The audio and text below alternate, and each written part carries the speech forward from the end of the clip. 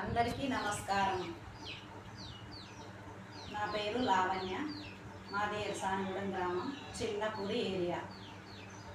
గౌరవనీయులైన అధ్యక్షులు, ఉపాధ్యాయులు,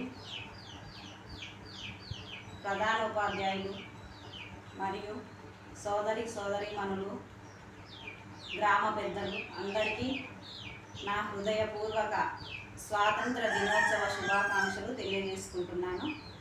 ఈరోజు స్వాతంత్ర దినోత్సవం ఆగస్టు 15, మడుపురాని రోజు మనకి. స్వాతంత్ర దినోత్సవానికి ఎందరో అమరవీరులు కృషి చేసి తన ప్రాణాలను అర్పించి మనకు స్వాతంత్రాన్ని తెచ్చిపెట్టారు. ఈ గ్రామ పంచాయతీ గురించి కూడా కొంత చెప్పాలనుకుంటున్నాను.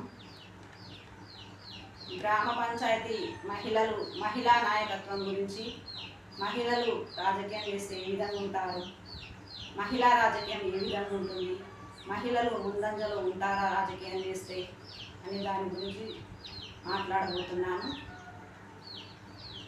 మహిళలు రాజకీయం చేస్తే చాలా ఓపికతో, సహనంతో గ్రామాలను అభివృద్ధి చేస్తారు.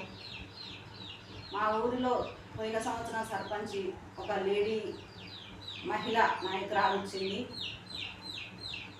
వాళ్ళు ఇంటి సమస్యలు ఎలా పరిష్కరిస్తారు, వీధి సమస్యలు కానీ, బయట వీధుల్లో లైట్లు లేకుంటే లైట్లు వేయమని వెళ్ళి అడిగినప్పుడు వాళ్ళు అనుభవంతో, అయ్యో చీకట్లో వెళ్తే పాములు తేళ్లు కలుస్తాయన్న ఆలోచనతో వెంటనే లైట్లు వేయడం జరుగుతుంది.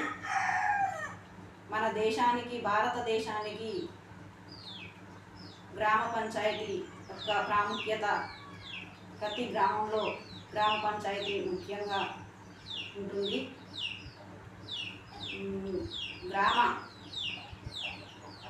గ్రామాలలో ఎటువంటి ఏమైనా పరిష్కారాలు కావాలన్నప్పుడు గ్రామ పంచాయతీ దగ్గరికి వెళ్ళి అడుగుతాము. వెంటనే గ్రామ పంచాయతీ మనల్ని చూసుకొని వెంటనే ఆ సమస్యలను పరిష్కారం చేస్తుంది. అదేవిధంగా మహిళా నాయకురాలైతే తన ఇల్లు, పిల్లలు, భర్త, అత్త, మామలతో ఏ విధంగా చేస్తుంది అనే దాని గురించి మనసులో పెట్టుకొని ఆ గ్రామ అభివృద్ధిని కూడా అదే విధంగా చూసుకొని మంచి భవిష్యత్తు ఇస్తుంది.